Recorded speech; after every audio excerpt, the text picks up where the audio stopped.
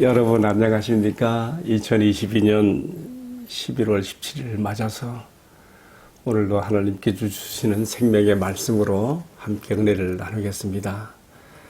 함께 나눌 말씀 창세기 48장 1절로 11절인데요. 제가 네 구절을 뽑아서 봉독합니다. 5절 내가 애굽으로 와서 내게 이르기 전에 애굽에서 내가 낳은 두 아들 에브라임과 므낫세는 내 것이라. 루벤과 시므온처럼 내 것이 될 것이요 이들 후에 내 후생은 내 것이 될 것이며 그들의 유산은 그들의 형의 이름으로 함께 받으리라. 이어지는 말씀 8절입니다.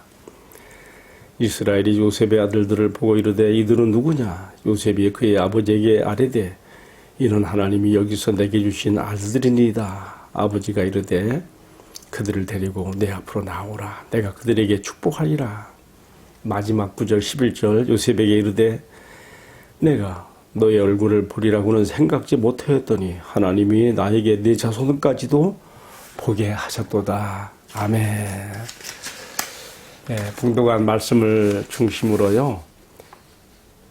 야곱과 요셉이 최고의 가치로 여긴 것을 따라가기 하는 제목으로 말씀을 나누려고 합니다. 여러분 11월 중순이 지나다 보니까 이제는 가는 가을에서 저무는 가을로 이렇게 변하고 있습니다. 거리에 나가면 발에 밟히는 무수한 낙엽들을 밟고 지나가면서 많은 생각을 해보게 되죠.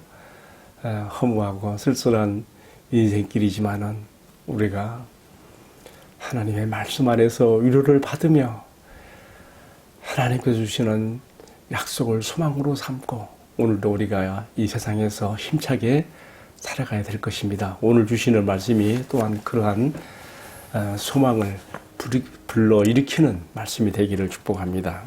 오늘 본문의 말씀 들어가 보면요. 먼저 앞서 말씀을 잠깐 언급하면 야곱은 자신의 일생에서 참 잊을 수 없는 그러한 장소들이 있습니다.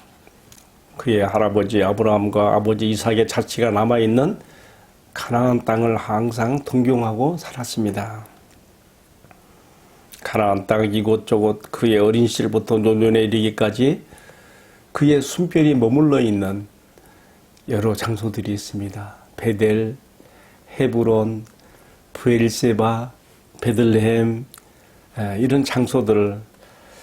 지금 야곱은 이제는 147세라고 하는 노령에 이르러서 서서히 죽음의 시간으로 다가가면서 그 땅을 그리워했고, 그래서 앞선 말씀에서는 내가 죽거든 나의 시신을 내 조상들의 묘지에 묻어달라 하는 것으로 앞선 말씀이 마쳤지요. 이제 이어지는 오늘의 말씀에서는요, 그의 병세가 조금 더 깊어진 것 같습니다. 그래서 야곱은 이제 밖에 나가 출입하는 것보다는 침상에서의 시간들이 많아졌고요. 병이 깊어져서 그 소문이 요셉의 귀에까지 들렸습니다. 요셉이 오늘 말씀에 보게 되면 두 아들 에브라임과 므낫세를 데리고 아버지 야곱을 방문하고 있습니다.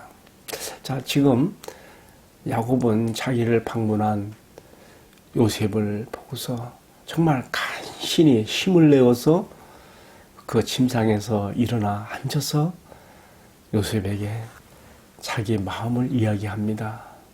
자신이 살아온 가나안에서의 그 일생의 일대기를 회고하면서 특별히 두 가지, 다 합하면 세 가지 이야기인데 우선 두 장소에 대한 이야기를 하고 있습니다. 첫 번째는요, 우리가 3절에서 볼 수 있죠. 베델의 지명인 루스, 곧 베델에서 자신이 젊은 시절에 경험했던 하나님의 이야기를 합니다. 하나님 체험의 이야기를 요셉에게 들려주고 있어요.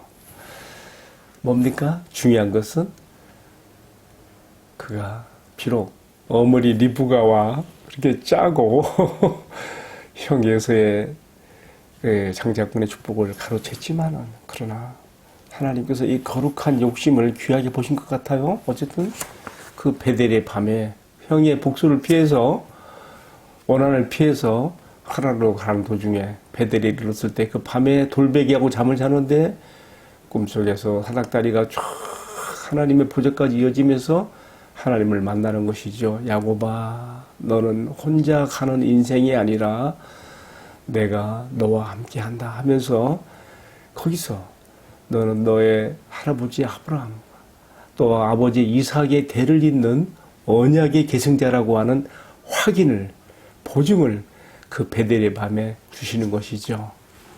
그러면서 오늘의 말씀에 나온 4절의 말씀처럼 내가 너로 생육 번성하게 해요.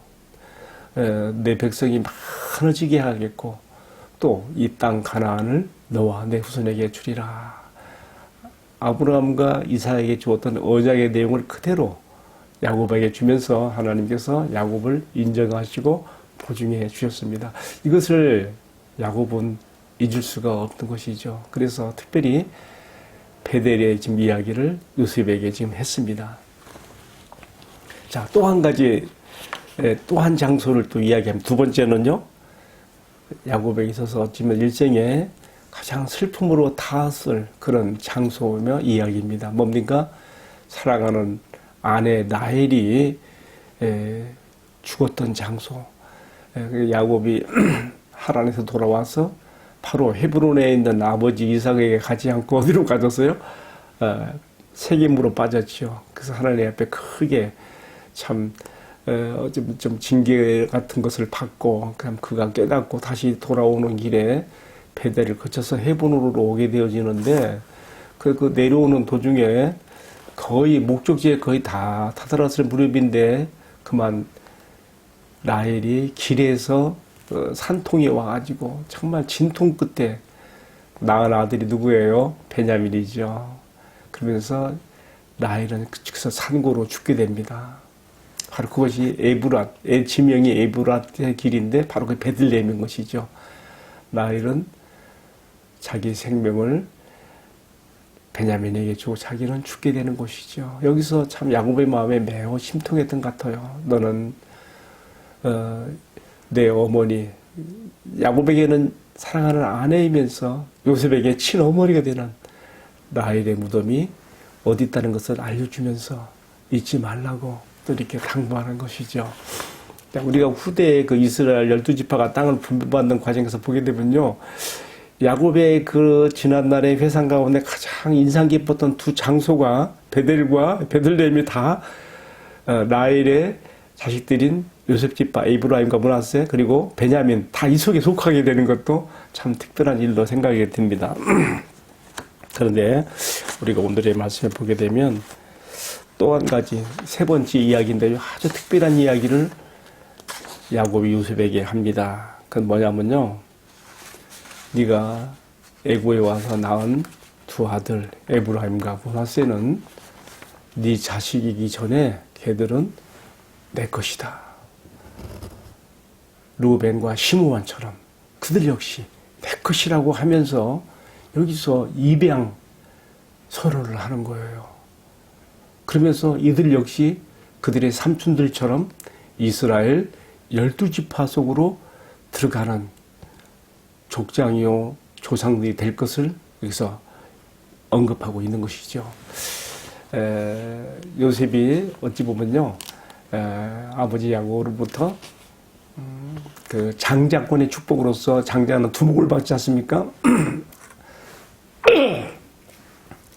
이스라엘 12지파 가운데 두목을 차지하는 에브라임과 므낫세 이렇게 예고를 하면서 이 두 아들을 자신의 아들로 입양했다는 것. 굉장히 오늘 본문의 말씀에 지금 중요한 내용이 5절과 6절에 나왔습니다. 우리가 이거 눈여겨볼 필요가 있어요. 왜냐하면 장차 이스라엘의 어떤 운명사, 이스라엘 장례사를 여기서 야곱이 지금 고정적으로 말하고 있기 때문에 더 그런 것이죠. 자, 오늘 우리가 이 세 가지 말씀을 잠시 생각했습니다. 그러면서 여기서 한 가지 더 빠뜨리고 싶지 않은 것이 하나 있네요. 뭐냐면 야곱이 요셉에게 요셉의 두 아들에 대한 이러한 입양과 장례사를 많았는데 그때 요셉의 야곱의 눈이 거의 안 보였어요. 근데 하나님께서 지금 자기 앞에 와서 요셉이 데리고 온 두 아들을 못 보고 있는 야곱의 눈을 개슴츠레하게나마 떠서 보게 한 것 같아요. 그래서 이들이 누구냐라고 묻고 있죠. 8절에 나오네요. 이스라엘이 요셉의 아들들을 보고 이르되 이들은 누구냐? 또 요셉이 말하기를 이들은 하나님께서 나에게 이곳에서 주신 아들들입니다. 하나님이 주신 생명의 선물로서 아들들이라고 이렇게 말하고 있어요. 여러분 이것이 또한 우리들이 자녀에 대한 자녀관에 대해야 할 줄로 합니다. 자녀는 내 소유가 아니라 하나님께서 나에게 맡기신 위임하신 위탁하신 그런 생명의 선물로서 우리가 받으려야 되는 것이죠. 지금 방금 전에 야곱이 요셉의 두 아들들 자기 손자죠. 그들이 자신의 아들들로 입양이 됨과 동시에 이스라엘 12지파에 들어간 얘기를 했는데 지금 눈앞에 있으니까 번쩍 눈이 뜨이면서 이제 그들을 내 축복하리라 하면서 자기 앞으로 데려오게 하고 있죠. 그러면서 오늘 말씀 마지막 줄이 어떻게 끝나는가 하면요. 11절에 내가 너의 얼굴을 보리라고는 생각지도 못했는데 하나님께서 너뿐만 아니라 너의 자손까지도 보게 하시는 축복을 주셨구나. 근데 감사함으로 오늘 본문의 말씀이 끝나지고 있습니다. 자, 여러분 야곱이 지금 자기 침상머리에 와서 앉은 요셉에게 들려준 이 세 가지 이야기 중에서 특별히 어떤 것이 마음에 닿아집니까? 오늘 사실 묵상의 소재로 삼고 싶은 게 많이 있습니다만은 다 생략하고요. 꼭 한 가지만이라도 마음에 담고 싶은 게 있습니다. 그것은 뭐냐면요. 앞에서 설명드린 것처럼 야곱이 요셉의 두 아들 에브라임과 므낫세를 자신의 아들로 입양시키는 것과 또 그들에게 그 아들들의 삼촌들처럼 똑같이 12지파 속에 두 몫으로 들어가게 하는 바로 그 내용이죠. 자, 여기서 우리가 한번 생각하고 넘어갈 게 있습니다. 여러분, 지금 요셉의 두 아들 에브라임과 므낫세가 누굽니까? 요셉의 아들이기 전에 또 누구의 아들이에요? 당시 애굽 사회의 최고 상류층 제사장 그룹의 보디벨라의 딸 아스낫의 아들들이기도 해요. 창세기 41장 45절에 나와 있는 이야기죠. 그들은 사실 이미 애굽 사회에서 최상류에 속하여 장래의 번영과 성공이 보장되어 있는 아들들이에요. 근데 지금 야곱이 어떻게 하고 있습니까? 그 아들들을 끌어당기는 것이죠. 어디로요? 양치는 자들의 무리 속으로 끌어들이는 것이죠. 야곱의 가족이 처음 애굽에 내려왔을 때 바로 왕이 묻져요. 너희들의 생업이 무엇이 했을 때 그들이 뭐라 했어요? 우리는 양을 치는 자들인데 이 목축업은 우리 조상 때부터 내려오는 것입니다. 이렇게 말하지 않습니까? 지금 어찌 보면요. 애굽에서 장래의 성공과 번영이 보장되어 있는 두 아들을 12지파 안으로 끌어들이면서 양치는 자들의 무리 속으로 끌어들이면서 야곱이 자신의 아들들로 입양하며 또 요셉이 거기에 대해서 동의하는 이 장면이야말로 정말 우리에게 많은 감동과 교훈을 줍니다. 인간적으로 보면 오해가 될 수도 있어요. 장래 성공과 번영에 번영된 애들을 왜 그렇게 인간적인 눈으로 볼 때에는 하류층 계급인 양치는 자들의 무리 속으로 끌어들이고 있는가. 그러나 신앙의 눈으로 볼 때 그게 아닌 것이죠. 여러분, 우리 믿음의 족장들의 가는 길을 보면 당장 눈에 보이는 화려한 것들을 따라가는 것이 아니라 더 중요한 것으로서 지금 당장 눈앞에 보이지 않지만은 하나님과 그의 언약을 최고의 가치로 여기면서 또 그 언약 안에서 살아가는 신앙과 삶을 가장 중요시했다는 것을 우리가 여기서 배우게 됩니다. 이것은 또한 오늘 동일하게 애굽으로 상징된 이 세상에서 살아가는 우리들이 예수 그리스도 안에서 새 언약의 백성된 우리들이 가져야 될 가치관이며 우리의 신앙과 삶이 되어야 될 것을 오늘의 말씀에서 교훈을 받게 됩니다. 사실 창세기에 나오는 믿음의 족장들의 이야기를 보면 또 출애굽기까지 보게 되면 모두가 다 한결같이 이렇게 그들의 앞길을 나갑니다. 그들의 그 영혼의 나침판이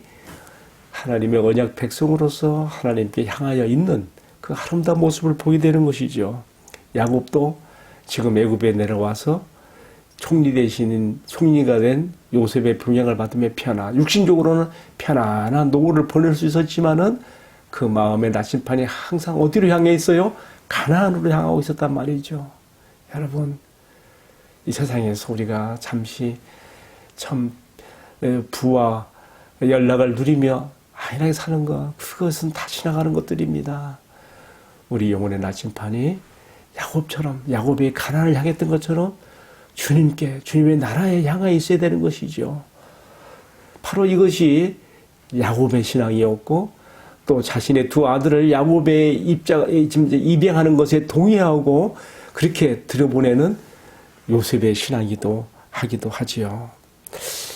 그리고 또 이것은 우리가 아는 대로 마침내 야곱의 후손들이 그 땅에서 수요가 번성하여져서 하나님께서 약속하신 출애굽의 때가 되었을 때에 그들의 지도자로 나서게 되는 모세 역시 이러한 영성을 따라서 하나님 앞에 자신의 그러한 삶을 드리는 것을 볼 수가 있습니다. 여러분, 히브리서 11장 25절에 잘 나와 있지요.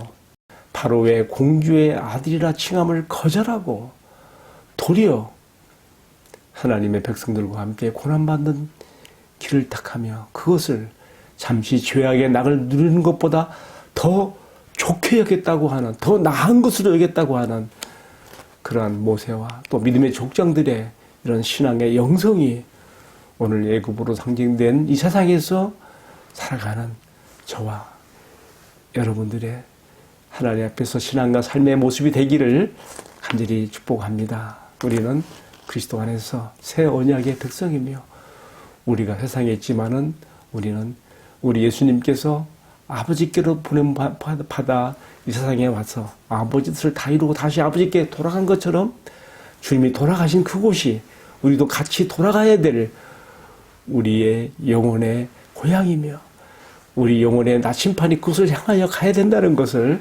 오늘의 말씀의 결론으로 내리겠습니다. 기도하겠습니다. 사랑하는 주님, 새 언약의 백성이 되었지만은 그리고 천국의 유업을 받은 자가 되었지만은 이러한 영적인 축복들과 언약의 축복들보다 이 세상에서의 잠시 누리는 번영과 축복을, 성공을 더 크게 보며 여기에 좌우되는 저의 모습은 아닌지 이 말씀 앞에 돌아봅니다. 주님, 믿음의 족장들의 길을 따라서 우리가 주님께로부터 받은 새 언약의 그 축복을 가장 큰 가치로 여기며 언약 백성으로서 그 안에서 삶을 이루어가는 저희들이 되게 하옵소서. 이 모든 말씀을 존귀하신 주님 예수 그리스도의 이름으로 기도 올리옵나이다. 아멘. 예, 감사합니다. 오늘도 박혜동 묵상 데스크에서 함께 말씀을 나눠주신 모든 분 주님의 사랑으로 사랑합니다.